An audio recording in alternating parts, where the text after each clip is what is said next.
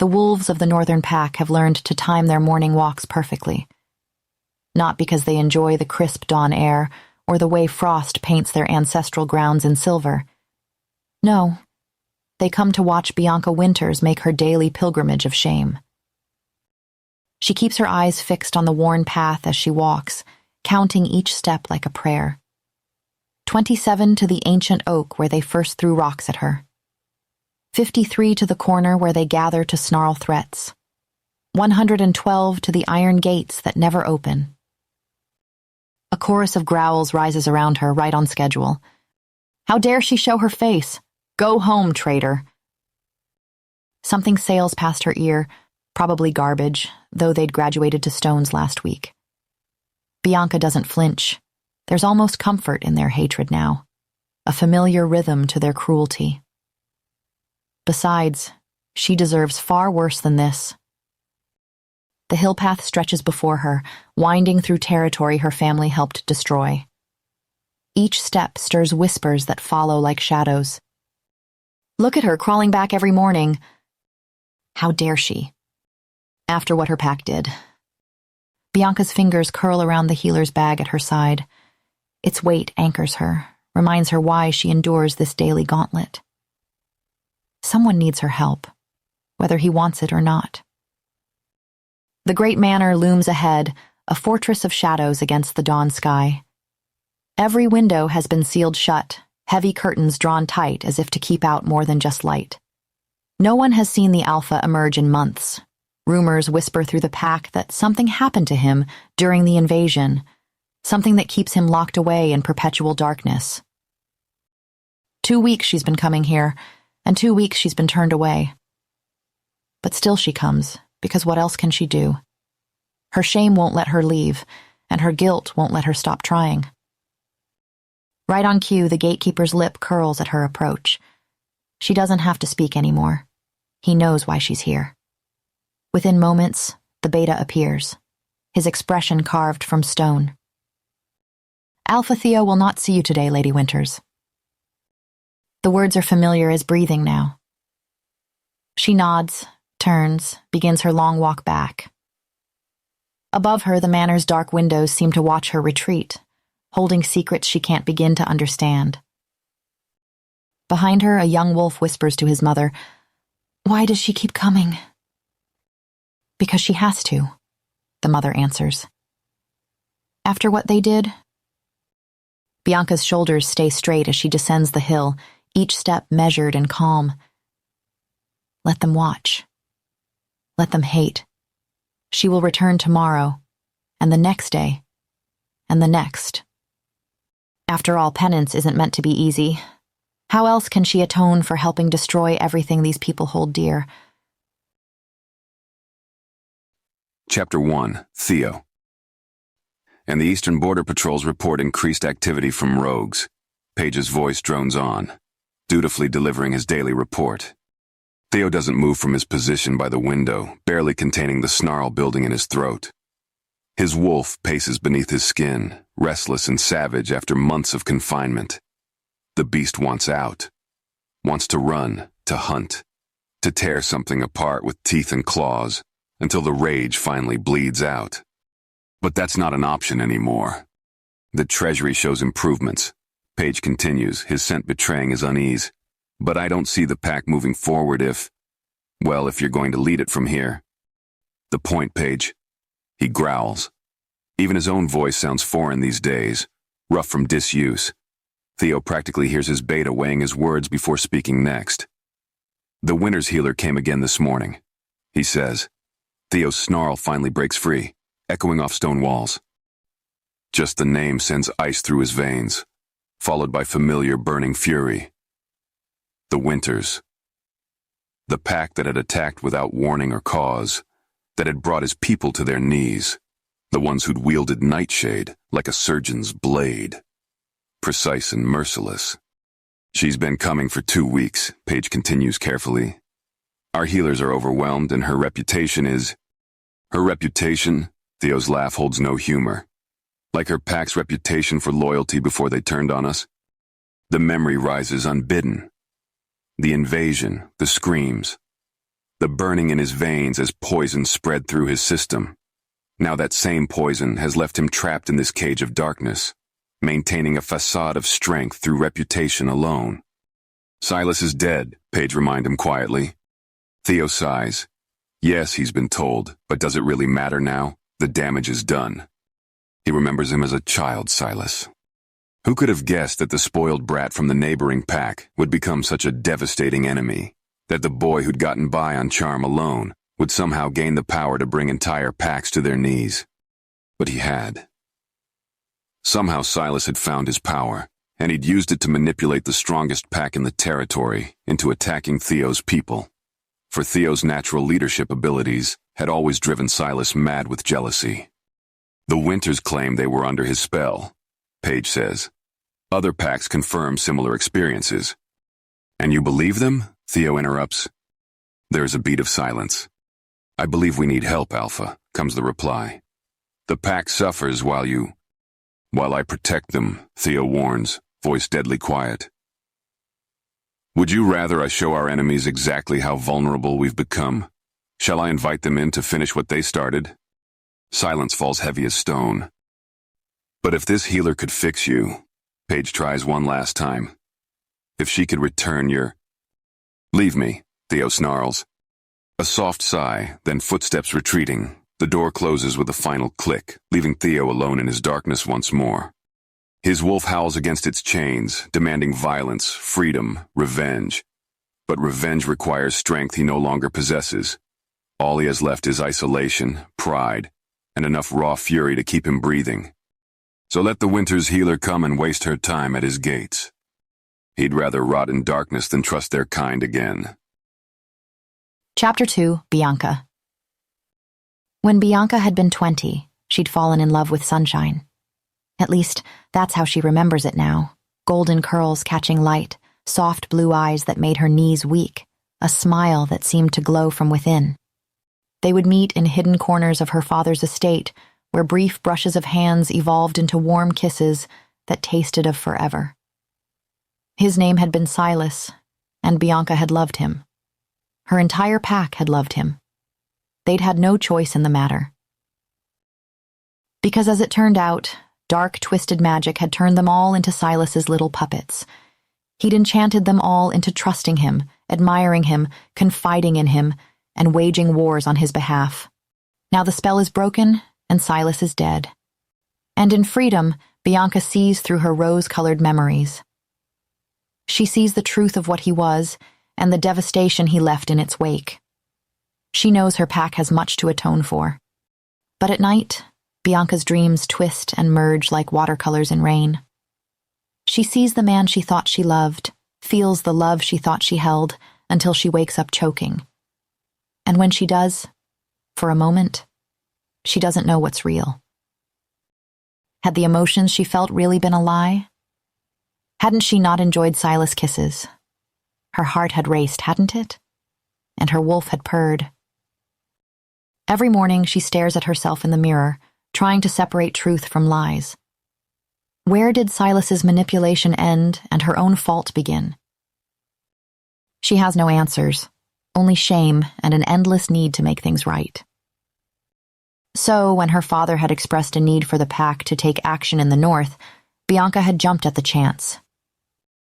Their Alpha won't even answer my calls. Jensen had said 2 weeks ago, it's getting to a point where I don't know if he's alive or if he's planning our deaths. What do you expect? Kate, Bianca's sister, had snapped. After what Silas made us do to them? Our spies say Theo Blackthorn hasn't been seen in months, Jensen had continued. Rumors claim he's still injured from our attack, so perhaps if we were to offer a healer... I'll go. The words had left Bianca's mouth before she could stop them. I'm a healer, I can help. Absolutely not. Kate's eyes had flashed gold. You need time to heal yourself. But Bianca had seen the hope in her father's eyes.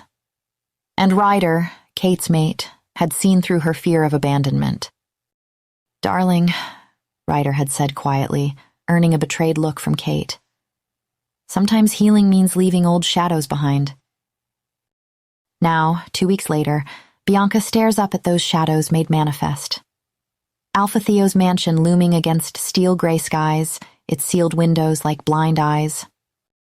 Is the Alpha there behind those walls? Some whisper he's planning revenge. Others claim he's already dead, and his beta merely maintains the illusion of his presence to keep rival packs at bay. Rumors contradict each other. He's crippled. He's plotting. He's gone mad with grief for his ravaged pack.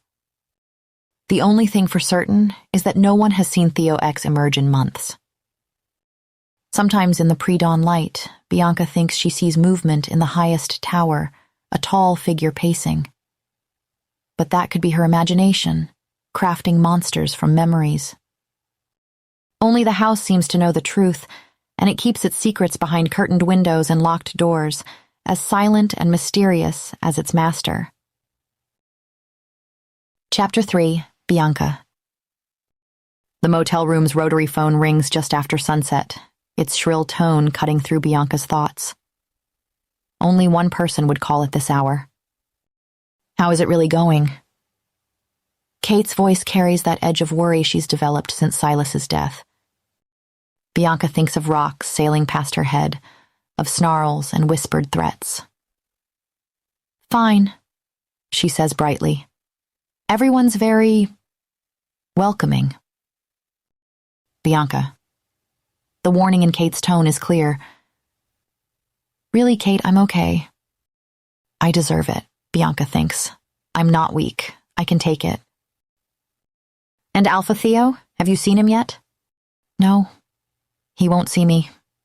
But it's not just me. She rushes to add, he won't see anyone. There's always a line at his gates, pack members begging for an audience, for news. The beta handles everything. You don't think... Kate's voice drops lower. The nightshade Silas had our warriors use. You don't think he's actually dead? Bianca's stomach turns at the mention of nightshade. I can't believe we ever agreed to use it. That father still produces it. It's barbaric. It's what makes our pack powerful, Kate reminds her gently. It's what attracted Silas. The words slip out before she can stop them. Silence stretches between them, heavy with shared memories, until Kate finally whispers goodnight. Now, hours later, Bianca lies awake, thoughts circling like vultures. What happened to the mysterious Alpha? Why won't he see anyone? Is he truly injured or plotting revenge, or... A hand trails down her spine, familiar and unwelcome. Such heavy thoughts for such a weak little Omega. Bianca squeezes her eyes shut. Shut up. But you know I'm right. Silas's voice carries that honeyed mockery she'd once mistaken for affection. You're not like Kate. You're the weakest of them all. Shut up. Oh, but you loved me, didn't you, Bianca? His laugh wraps around her like poison. You really, truly loved me? Bianca bolts upright, heart thundering. The room is empty, of course. Silas is dead. But his ghost lingers in her mind, in her memories, in every shadow that makes her doubt herself. She can't sleep. Not with his voice echoing in her head. Not with so many questions unanswered. Tears burn in Bianca's eyes, and suddenly she's furious with herself. What right does she have to cry? Kate had suffered for years, knowing the truth about Silas while everyone dismissed her as paranoid. Meanwhile, Bianca had lived in blissful ignorance, wrapped in the comfort of his spell. Her sister had endured real pain, real isolation. If Kate were here, she wouldn't be hiding in a motel room feeling sorry for herself. She'd have already found a way to help this pack. Before she can second-guess herself, Bianca throws on clothes and slips out into the night. The manor looms against star-scattered skies, more fortress than home. No crowds gather at this hour, no sneering faces to dodge, just shadows and silence. She circles through the woods behind the estate, heart thundering as she studies the guard patterns. There, the window she's noticed always stays open, like the house itself is gasping for air. When the guard turns, she scales the wall with trembling fingers, cursing herself for breaking every diplomatic protocol imaginable. But she's desperate, ready to beg this Alpha to let her heal him, or his people to let her try if he's truly as injured as rumors claim. The house feels different at night, hollow and haunted. Bianca follows her instincts, remembering where Paige always glances when people ask after his Alpha. The highest room in the highest tower, like something from a fairy tale gone wrong. Only when she eases the door open, plunging into absolute darkness, does she realize how monumentally stupid this is. A whiff of pure Alpha scent hits her, masculine and powerful, and reality crashes in. She's just broken into a rival Alpha's private chambers. At night, while he's probably sleeping. If he doesn't kill her on sight, it'll be a miracle. Who's there? The voice emerges from shadows, deep, gravelly, carrying deadly promise. Moonlight filters through heavy curtains, revealing a massive figure seated by the window. Even in shadow, his presence fills the room like storm clouds before lightning strikes.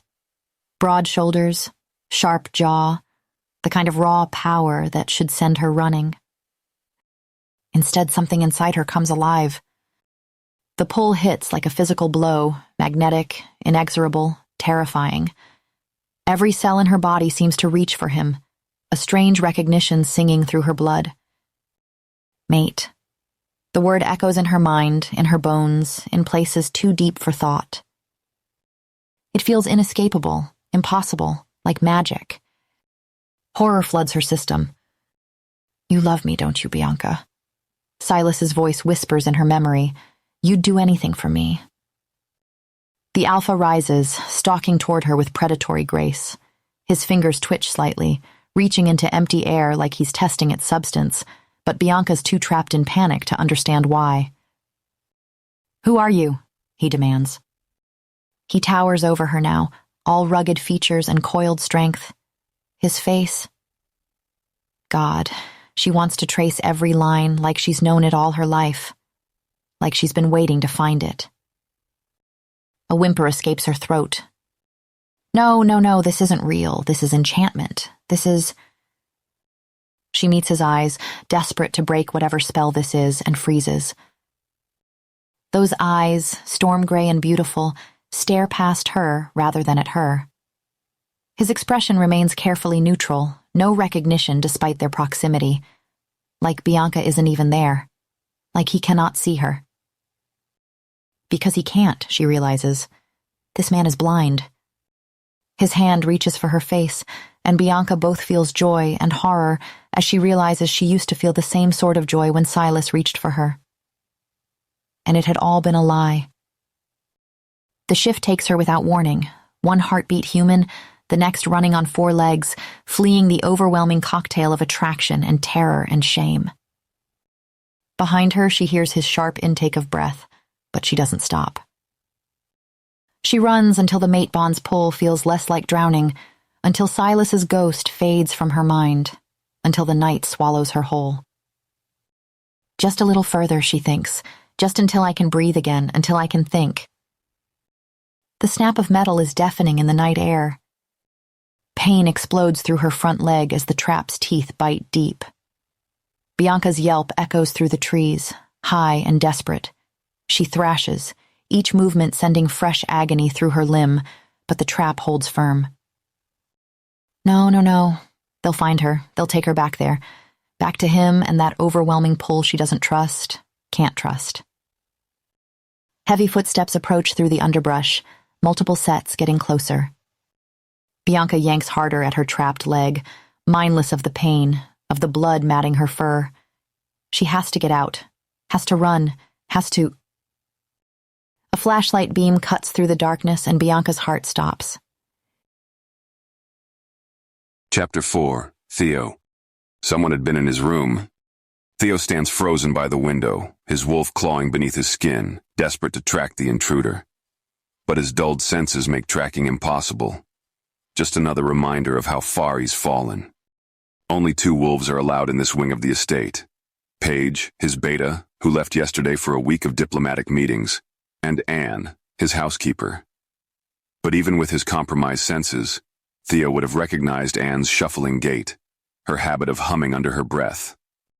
No, this had been someone else. Someone who'd slipped past his defenses like they didn't exist. His fingers traced the windowsill. A habit formed since the winter's attack changed everything. Since nightshade poison had worked its way through his system, stealing first his sight, then his enhanced senses, leaving him trapped in this endless darkness. At first he'd believed it temporary. His pack was vulnerable, reeling from the invasion, so he'd hidden his condition while gathering allies against the Winters and their puppet master, Silas. But weeks became months, and instead of improving, his condition deteriorated. Now he can barely detect sense at all, and his sight. Theo's laugh holds no humor. What sight? The darkness is absolute now, his world reduced to echoes and shadows. Paige insists their only hope lies in Theo's arranged mating to Olivia, the beta daughter who'd agreed to the match before the attack. The alliance would strengthen their position, but Theo hasn't seen her since that day. Would she honor their arrangement once she discovers what he's become? Or would she flee, taking her pack's support with her? His wolf snarls at the thought, feral after months of confinement. The beast wants to run, to fight, to prove it isn't weak. But running would mean revealing his vulnerability. Fighting would expose his weakness. So they stay trapped, wolf and man, in this cage of darkness. Each day, Theo feels his control slipping further. His thoughts grow more primitive, his wolf's instincts stronger. Soon, he might become nothing more than the animal inside him. Cornered, frightened, dangerous. Perhaps that's inevitable, he thinks. Perhaps one day they'll have to put him down like any other feral wolf. If so, he'll use whatever time he has left to protect his pack. It's all he has left. It's all he is. Anne's footsteps approach his door, their familiar rhythm accompanied by unusual hesitation. Theo could ease her worry with a word. But he doesn't. He never does anymore. Seeing those who once trusted him, who looked to him for strength, only reminds him of what he's become. To his surprise, Anne breaks their usual silence. Alpha? Her tone carries warning. Something's wrong. What is it? There's a wolf caught in one of the border traps. Theo frowns. A wolf in the trap? The intruder from his room, no doubt. Who is it, he asks. An Omega female. Anne replies. I don't recognize her scent or markings, not one of ours. Theo's mind races. An unknown wolf who's already proven capable of breaching his defenses. If she escapes, tells others what she's seen. Is she still trapped? Yes, but Anne shifts uncomfortably. She won't let anyone near, snapping, snarling. Theo opens his mouth ready to tell her to get Paige when he remembers the latter isn't here. Damn it. Should I fetch someone else from the pack? Anne asks. Theo paces, wolf bristling. Anyone else would question why their alpha doesn't handle this himself. Anyone else might free the intruder, might notice something wrong. I'll deal with it. Alpha? Surprise colors Anne's voice before she catches herself. The walk outside is excruciating. Every step could betray his weakness, every movement expose his vulnerability. Anne guides him with subtle coughs and cleared throats, but his pride burns with each correction. Then cool night air washes over his skin, and for a moment, the world expands. His wolf quiets, soothed by the breeze carrying whispers of pine and freedom. There, Alpha. He can't see the trapped wolf, can barely smell her through the stronger sense of earth and decay. But he hears her, pained growls, desperate shuffling, the song of a cornered animal. Theo moves forward, letting his alpha presence flood the space between them like thunder before a storm. The growls intensify. Challenge meeting challenge. Down, he growls. The wolf snarls back, metal clanking as she struggles. Theo stalks closer, each step deliberate. I said down. A whimper breaks through the growls. Only then does he reach out, finding fur that trembles beneath his touch. His hand finds her neck, applying firm, steady pressure. That's it, he murmurs, gentling his tone now that she's acknowledged his authority. You're not going anywhere. The last of her defiance melts away. Anne, the trap. He tightens his grip, ready for one final show of dominance. But instead, a warm tongue laps at his fingers. "Stay still," he instructs as he hears Anne opening the trap. But instead of fighting, she only continues her gentle licking, even as metal springs release. His wolf preens at the complete submission, pleasure coursing through him at this small victory. "Can she walk?" he asks. "The wound's deep," Anne replies. "She'll need help." Without thinking, Theo scoops the wolf into his arms. She weighs nothing, settling against his chest with complete trust, her breath warm against his collarbone. His wolf rumbles with satisfaction. At feeling useful for the first time in months. At this small proof that he can still command respect instead of just hiding. "Let's get her inside," he says, already turning back toward the house, following Anne's footsteps and the wolf's steady heartbeat against his chest. He should question this, should worry about the stranger in his arms. But for now, he simply enjoys the warmth of another living being who doesn't seem to notice or care about his brokenness. Chapter 5. Bianca. Being carried in an alpha's arms should terrify her. Bianca knows this, knows she's breached his territory, invaded his private chambers, and will likely face severe consequences once he discovers what she really is. Her racing heart screams at her to struggle, to flee, to do something other than lie here helplessly in the arms of a potentially hostile alpha. Yet her body betrays her, melting into his touch. Heat radiates from his chest, and something primal inside her preens at his proximity, desperate for more contact. Even her injured leg seems to hurt less, soothed by his steady grip. "Stop that," she scolds herself. They move through empty halls, Theo following Anne's lead. Despite his blindness, he navigates turns and doorways with fluid grace, as if he's memorized every inch of his domain. Not once does he stumble or hesitate.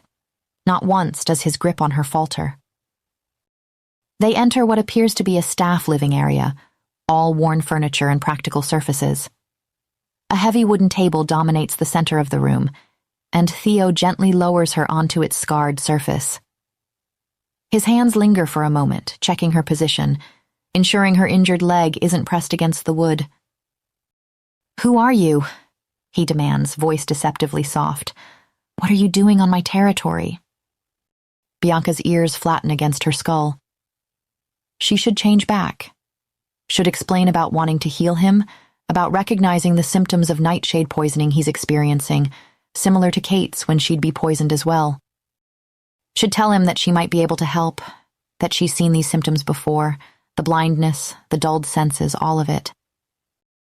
But every time she reaches for her human form, Silas's voice whispers in her mind. "Yes, Bianca, go on. Change back," he taunts. "Tell him about the bond you're clearly the only one feeling here.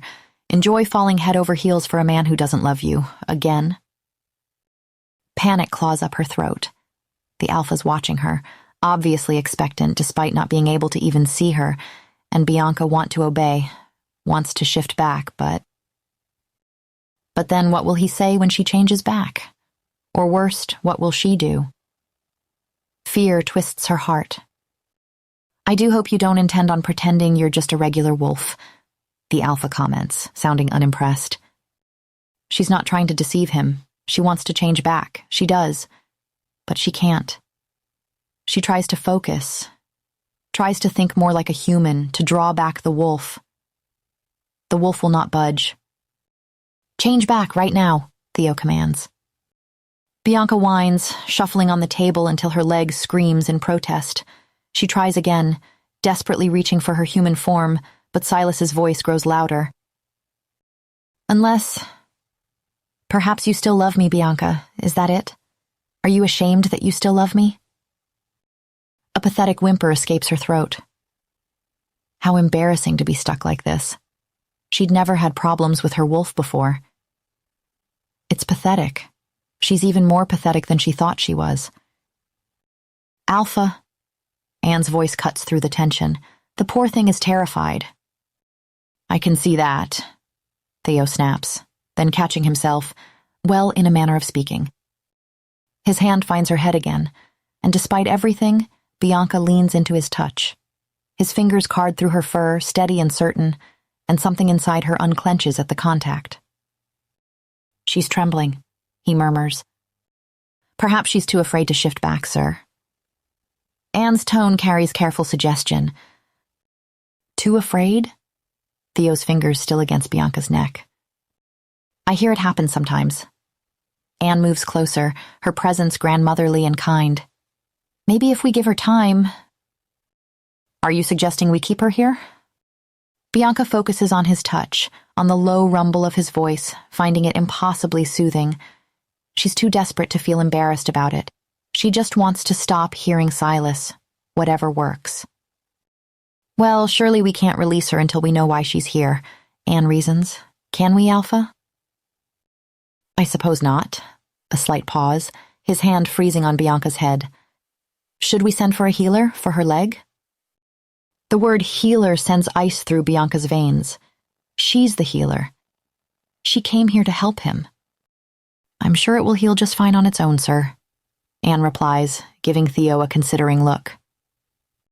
"Yes," Theo clears his throat. "You're right, of course." Bianca whines at the loss of contact, shaking her head slightly. His hand returns to her fur immediately, and she relaxes, pleased despite herself. "Then shall we get her down to the basement, sir?" Anne suggests. "The basement?" His tone sharpens. "Where there are no windows?" "Well, where else can we make sure she can't escape?" Another pause, longer this time. "Right, you're right." He doesn't sound convinced, but he lifts her again, careful of her injury. Bianca clutches a desperate hope. Maybe once they leave her alone, she can find her human form again. Maybe she can figure out how to fix this mess she's created. Chapter 6, Theo. The wolf's heartbeat drums against his chest, quick but steady. Too steady for a prisoner. Too calm for an intruder. Theo's own wolf stirs beneath his skin, more alert than it's been in months, tracking each subtle shift of the creature in his arms. She should be fighting. Should be struggling, snarling, trying to escape. Instead, her head rests heavy on his shoulder, breath warm against his neck, trusting, or pretending to trust. His lips curl back from his teeth at the thought. "Left here, Alpha," Anne murmurs, and he follows the sound of her footsteps toward the basement stairs. His wolf bristles at being led, at this constant dependence on others' eyes. But the weight in his arms settles something deeper, darker. The part of him that's been prowling the edges of his mind since the poison took his sight. A hint of scent reaches him, faint, dulled like everything else, but there, sweet, with an edge of fear that makes his chest tight. His wolf growls, suddenly restless, not at the intruder, but at the thought of that fear, at the wrongness of it. The basement has a secure holding area, Anne continues, but Theo barely hears her. His thoughts circle like prey. Why won't she shift back? What could terrify a wolf so completely, unless it's all an act, unless she's a spy sent to... The body in his arms trembles, just slightly, and his grip tightens instinctively. His wolf surges forward, protective urges warring with months of paranoia. He can't trust this. Can't trust anything. And yet, "I'll keep her in my quarters." "Alpha?" Anne's shock is palpable. No one else can watch her properly. The words come faster than thought, his mind scrambling to rationalize the wolf's sudden demand. The basement is too far.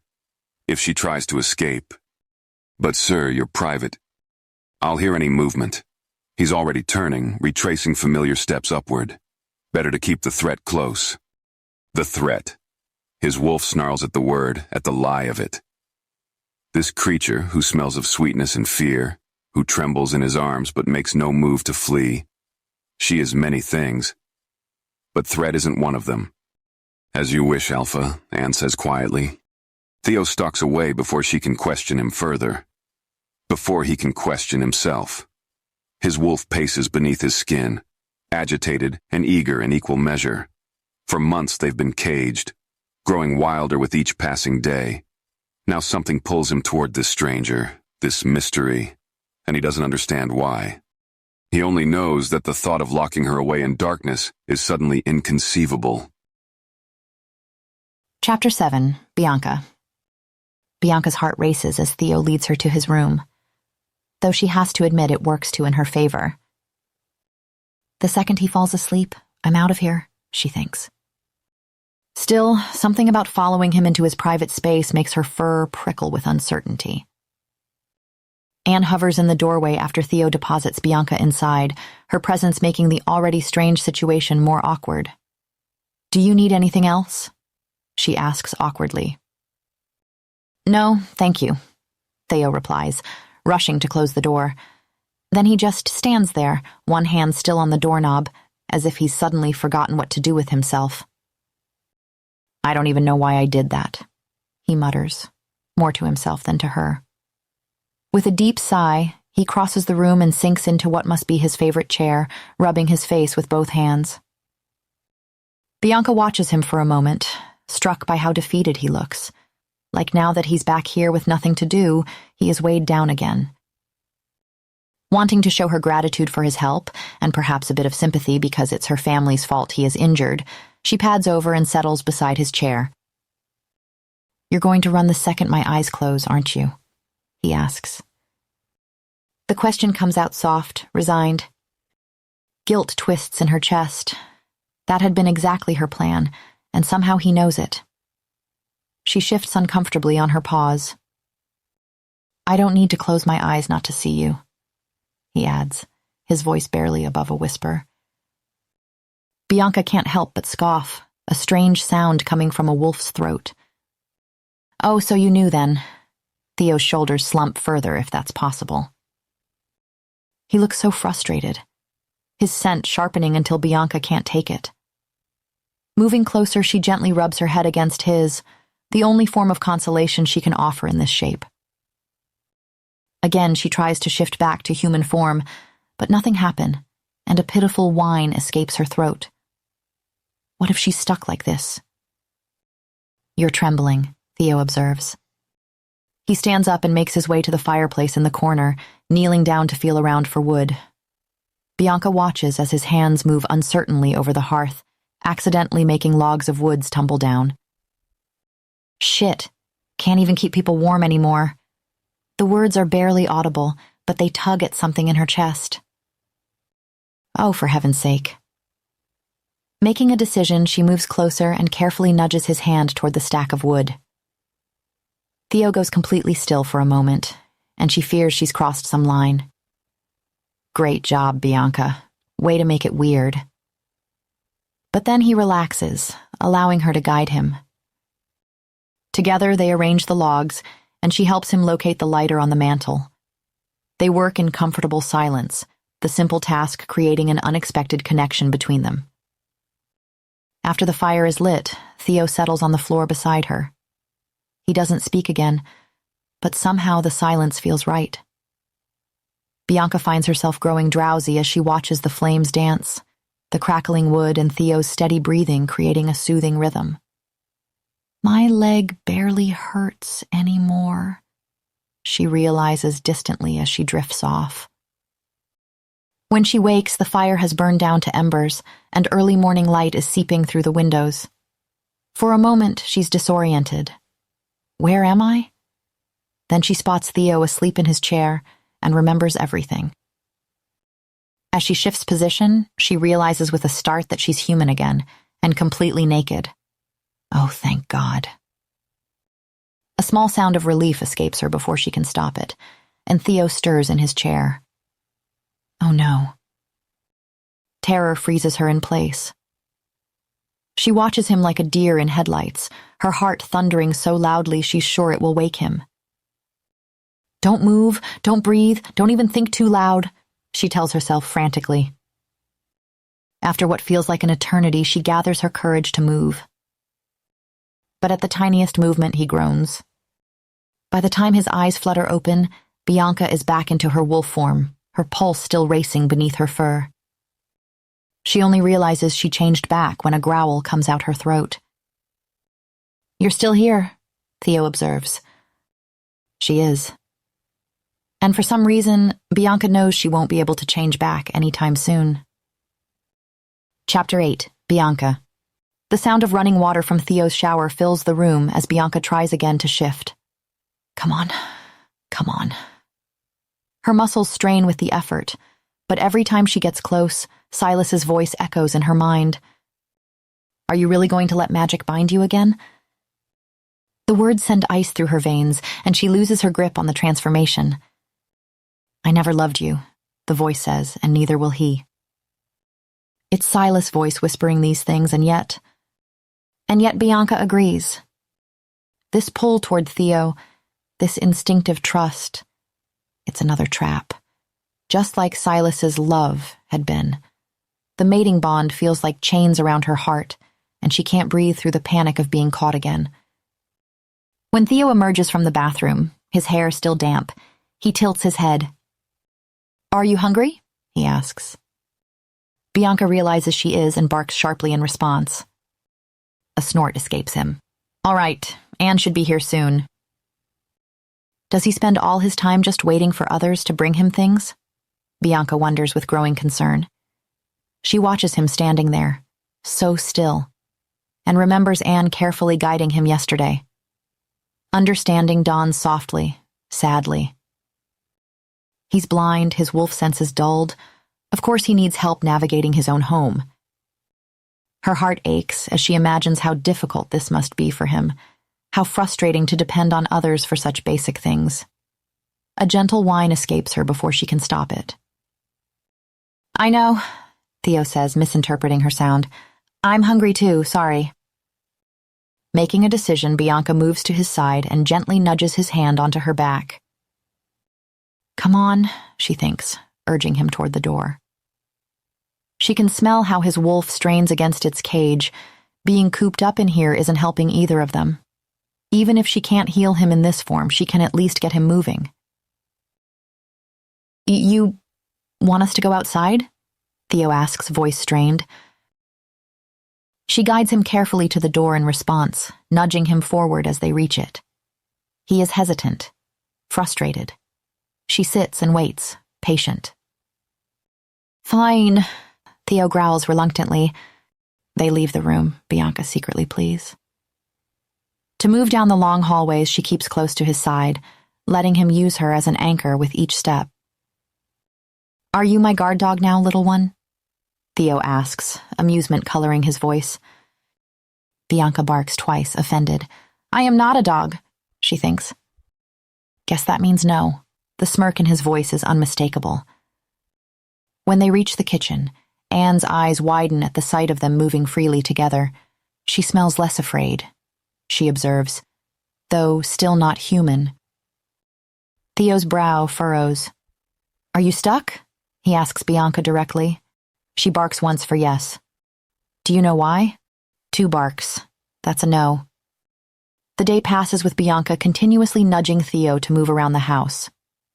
She can't heal him in her wolf form, but she knows his wolf needs this, needs to be freed from its cage. Theo wouldn't just let himself be guided if it didn't. Though every time she tries to guide him toward the front door, he resists. I can't risk people seeing me like this, he finally whispers when they're back in his room, and I can't risk you escaping and telling them. That night, Bianca wakes in human form again and she thinks, this is it. I could leave right now. The thought pounds in her head as she takes a step toward the door. People are going to start to worry. Kate might riot if she doesn't hear from Bianca. Time to go. She can't stay here any longer and her leg is healed. Her hand reaches for the handle, trembling, just turn it and run. But then she looks at Theo, really looks at him, and sees the suffering etched in his face even in sleep. His mind is feral, his wolf caged and raging. He needs help. And to give it is why she came here in the first place. This has nothing to do with their bond or whatever pull she feels for him, which he doesn't seem to feel back. This is about penance, about making things right with him and his pack. Kneeling beside his chair, she reaches out with shaking fingers and presses them gently to his temples. She lets her power flow through her touch, a soft golden warmth that seeks out the ragged edges where his humanity and wolf nature war with each other, trying to smooth them. She came here to heal, and she will. Chapter 9, Bianca. Days blend into one another, marked by a strange rhythm that becomes increasingly familiar. During daylight hours, Bianca remains in wolf form, unable to shift no matter how she tries when Theo is present. Only in the deepest hours of night, when he sleeps, does her human form return to her, a mystery that leaves her puzzled but grateful for these moments when she can heal him. "Sarah?" Theo asks one morning, determined to guess her real name. Bianca snorts softly at this first guess. "Margaret?" A gentle huff of rejection. "Patrice?" This earns him an outraged growl that makes him laugh, his face lighting up with genuine mirth. All right. How about Brunhilde?" His suggestions are getting more outlandish by the day, but she can hear the warmth in his voice, the way he's turning their forced silence into something playful. She bumps against his leg in protest, and his laugh grows warmer. These moments of playfulness are becoming more frequent, precious gems in their quiet days together. She guides him through the house with increasing confidence, and he follows her lead with growing trust.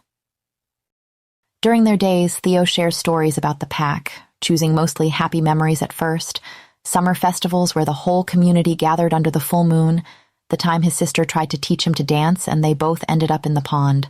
Bianca listens, memorizing every detail, every smile that crosses his face as he remembers better times.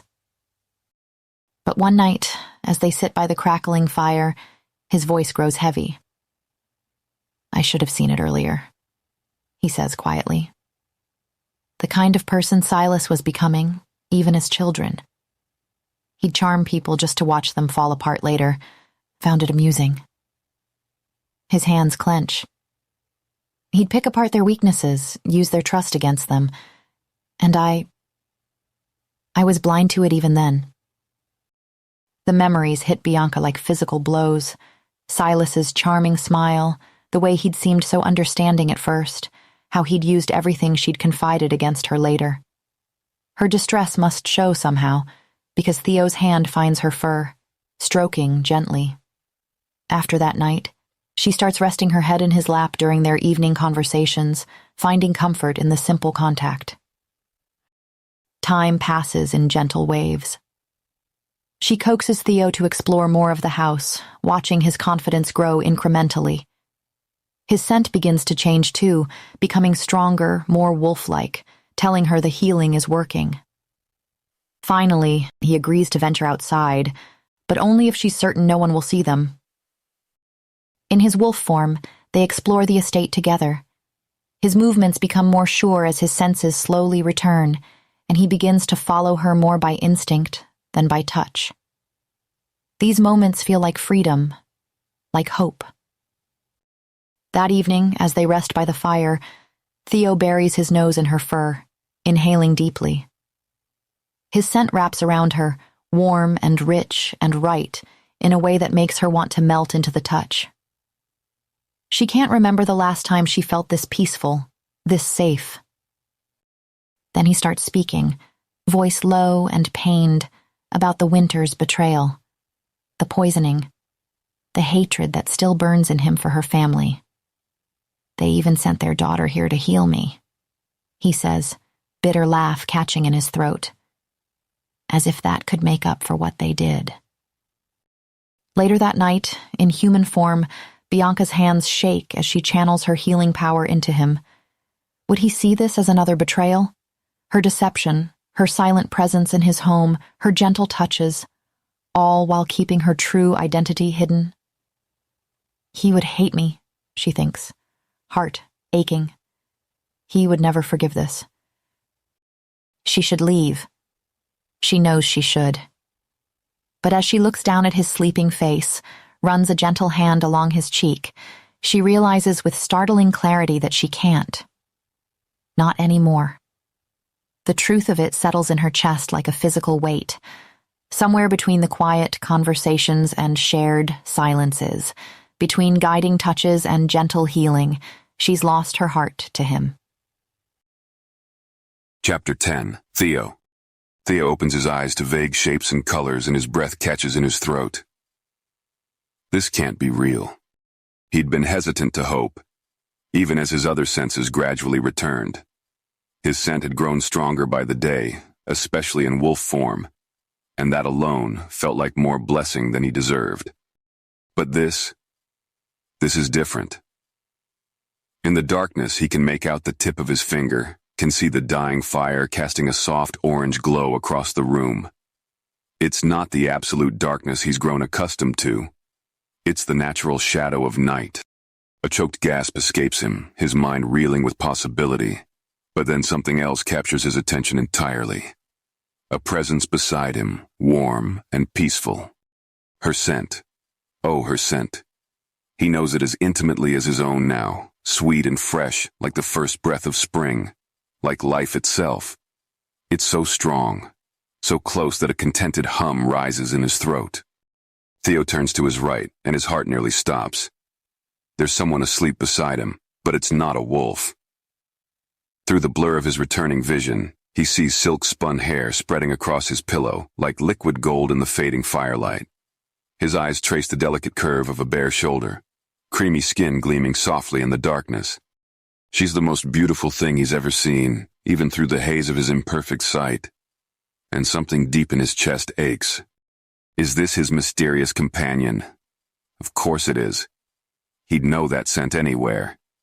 She seems so young, so delicate in her human form, her peaceful breathing matching the tranquil notes in her scent. She's close enough that his mouth waters, his wolf stirring with an intensity that startles him. His fingers itch to touch, to trace the curve of her cheek, to tangle in that golden hair. He almost does, but catches himself.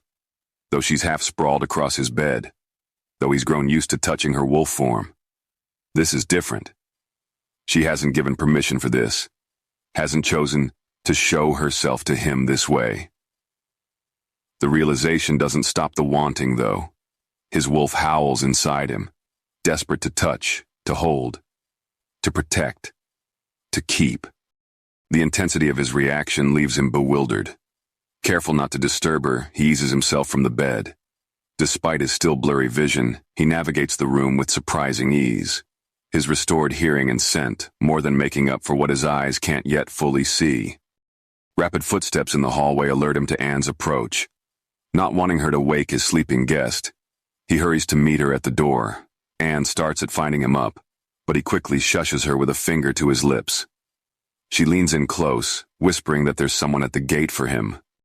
It can wait until morning, he murmurs, but Anne's grip on his arm tightens. I'm afraid it can't, she whispers back, fear threading through her voice. You need to come. Now. The tension in her tone sets him on edge.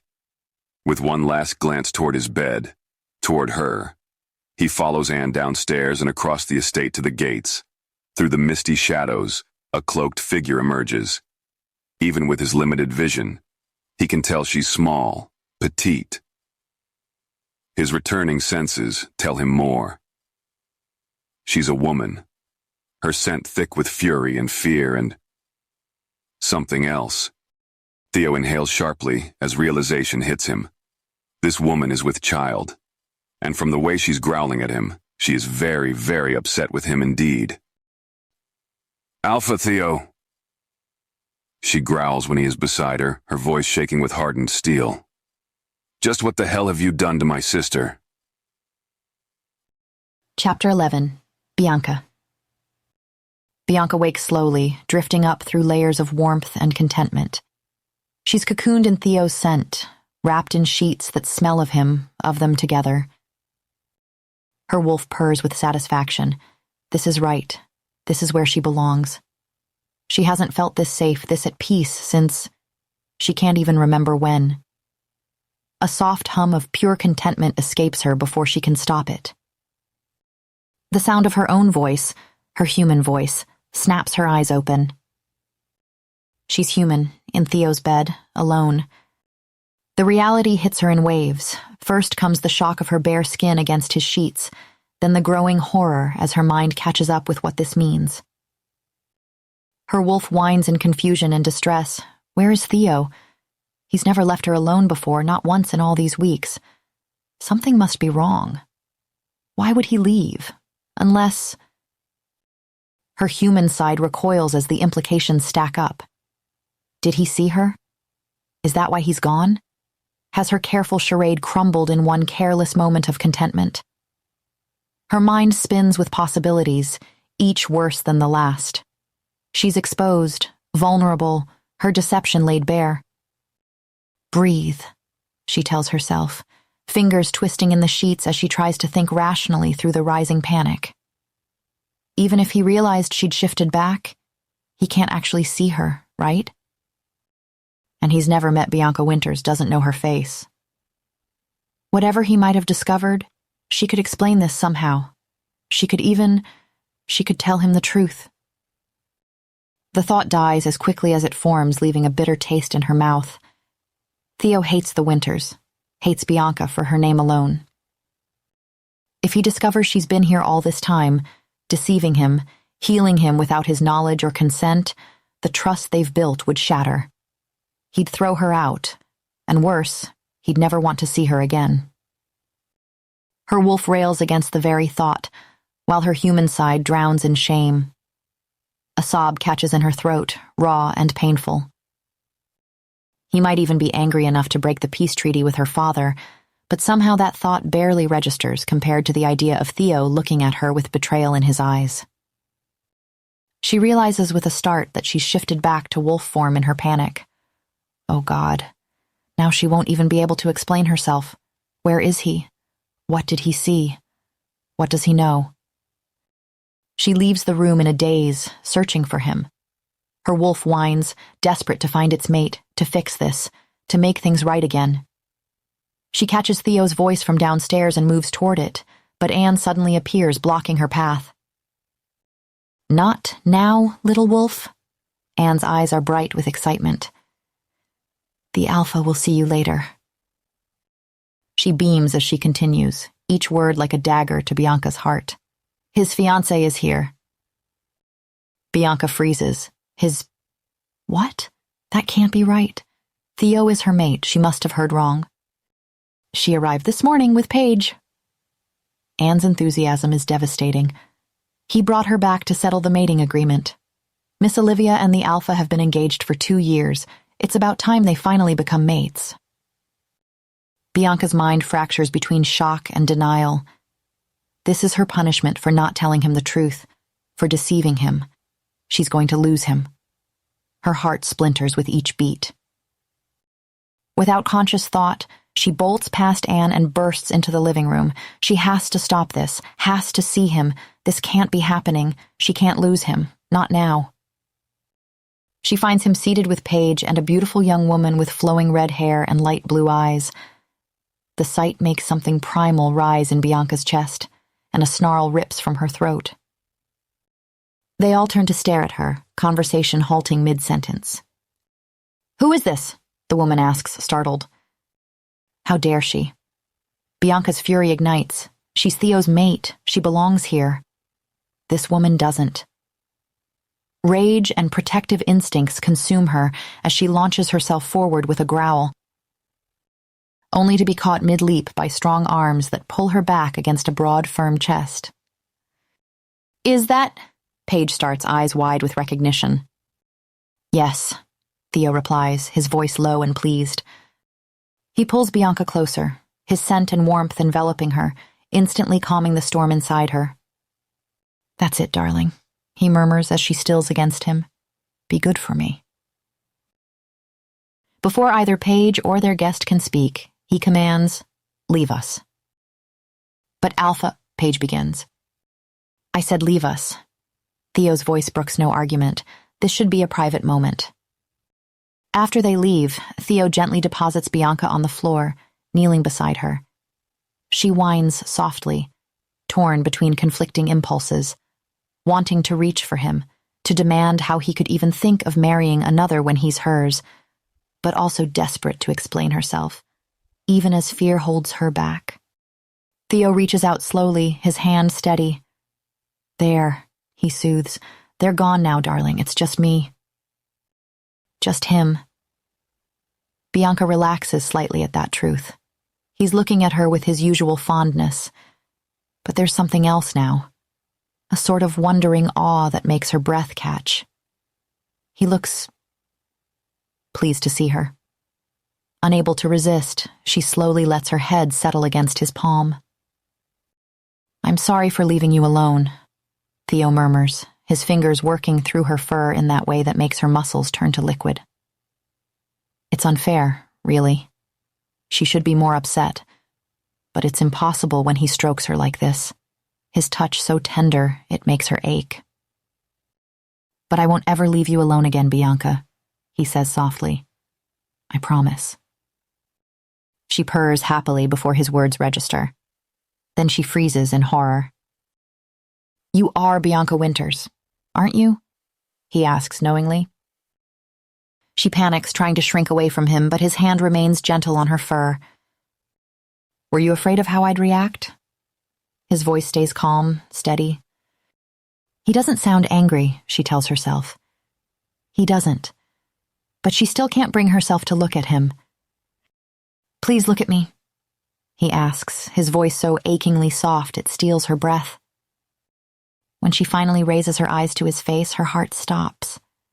He's looking at her like she's a miracle, like she's precious beyond words, like he can't quite believe she's real. And then it hits her. He can see me. You healed me, he murmurs, voice thick with emotion. I wondered what was keeping you here, why you didn't try to escape from the confines of this dark, empty home I'm bound to. You could have, many times, yet you stayed.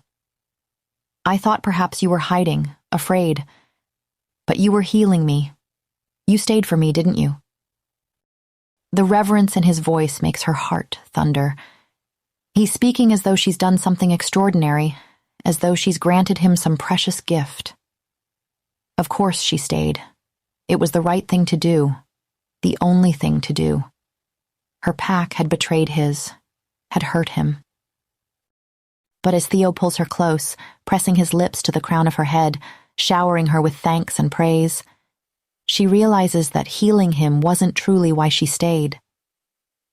It was more selfish than that. She stayed because she couldn't bear to leave him, because she wanted to be by his side.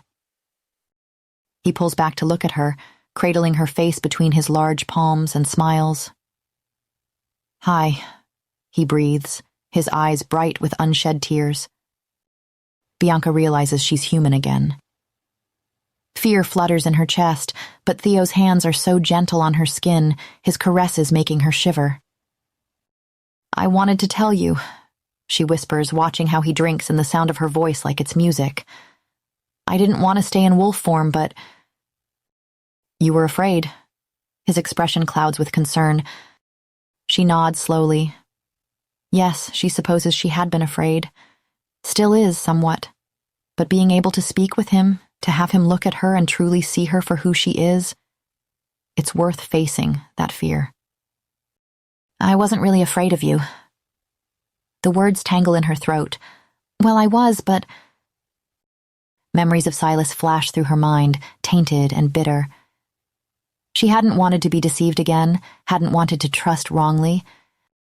Your sister told me what happened, Theo says gently. Her eyes snap to his. They're beautiful, so expressive now that he can see. He seems to have come alive with his sight restored. But she can't lose herself in those eyes, not when he just said, My sister? She asks. Kate was here? Yes, that's why I left earlier. She was looking for you. His smile is soft. I promised her she'd see you shortly. She should be back any time now. Bianca nods. She's relieved at the thought of seeing Kate, of explaining everything without risking Theo's anger. She should be elated at this turn of events, but... Theo? She meets his eyes slowly, placing her small hand over his. Please don't mate with that girl. Tears well up as she speaks, her relief and joy suddenly crushed by the thought that even if he isn't angry, he might not want her. Might choose another when he belongs with her.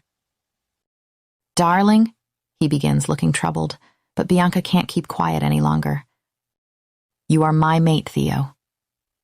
She presses his hand against her bare chest, against her thundering heart. You belong with me. His eyes widen, lips parting in surprise before spreading into a smile so tender it makes her chest ache. I know, he murmurs, and the low, possessive purr in his voice sends shivers down her spine. You do? She breathes, watching him nod solemnly. I know. His smile deepens. I already explained. You don't have to worry about Olivia. You don't have to worry about anything anymore, my love. I'm yours, and you are mine, always. He cradles her face between his palms like she's made of precious crystal, and when his lips meet hers, it feels like coming home. Epilogue. Healing, as it turns out, comes in waves. Some days, everything feels perfect. Theo's hand in hers as they walk through the gardens, his scent wrapping around her like a blanket of safety and love. His eyes follow her movements with wonder, as though he can't quite believe she's real. Other days, the shadows creep in. The first time Theo's kisses grow heated, his hands wandering down her back, pressing her closer, Bianca's wolf form takes over in mere seconds. Fear claws at her mind as Silas's voice whispers, "This isn't real. He doesn't love you. He's tricking you." But Theo never pushes. He simply shifts with her, his wolf form powerful and protective beside her smaller one.